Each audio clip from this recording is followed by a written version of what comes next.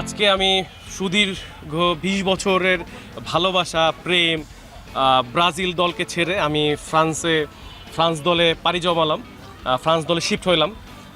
তো ভালো লাগা কাজ করছে খারাপ লাগার থেকে, কারণ দীর্ঘ ২০ বছরে ব্রাজিলকে ভালোবেসে আসলে তেমন কিছুই পাইনি, কষ্ট ছাড়া, লাঞ্ছনা ছাড়া, বঞ্চনা ছাড়া, মানুষের কটূক্তি ছাড়া।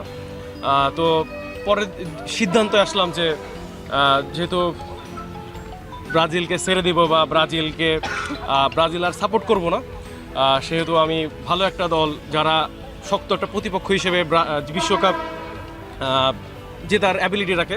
লাইভ বয় কিনে কল দাও টোল ফ্রি নম্বরে আর এক নিঃশ্বাসে গোল বলে জিতে নাও ফিফা বিশ্বকাপ 2026 এর এক্সক্লুসিভ পুরস্কার। তো সেই হিসেবে আমি ফ্রান্সে দল শিফট করলাম, ফ্রান্সে আসলাম। অনুভূতি ভালো লাগছে।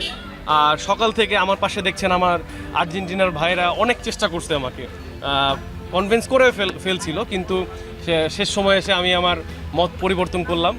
আমার মনে হলো যে না,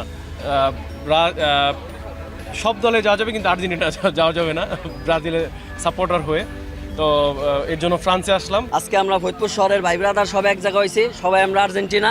আজকে আমাদের ভাই আহমেদ সৌরভ ব্রাজিল থেকে পদত্যাগ করতেছে। সে গত ২০-২৪ বছর ধরে দেখছে এই ব্রাজিলে থেকে কোনো লাভ নাই, এই ব্রাজিলে থাকলে এখানে চোখের পানি ফেলাইতে হয়। তো এবার তারে আমরা সকাল থেকে ট্রাই করছি আর্জেন্টিনায় ফেরত আনতে, কারণ এই জায়গা ৪ নম্বর একটা স্টার হবে, কিন্তু সে এখন আর্জেন্টিনায় আসে নাই, সে ভালোবাসা চলে গেছে ফ্রান্সে।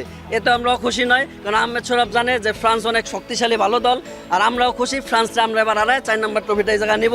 আহমেদ সৌরভকেও ধন্যবাদ, সে এবার ব্রাজিল সাইডে দিয়েছে, আমরাও খুশি। ব্রাজিল থেকে ফ্রান্সে আসবে, সে ব্রাজিল আর থাকবে না। গত ২০ বছর ধরে ব্রাজিল সাপোর্ট করে দেখছে, কিছুই পায় নাই। মানে ওই ভীষণ একসা শুধু স্বপ্ন, এই স্বপ্ন আর পূরণ হবে না।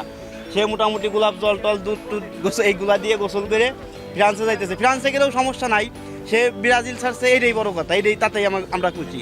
আমাকেও মানে আর্জেন্টিনায় আসতে হবে এমন কোনো কথা নাই, মানে ব্রাজিলের মতো দল সে ত্যাগ করছে, তাতে আমরা খুশি, হ্যাপি।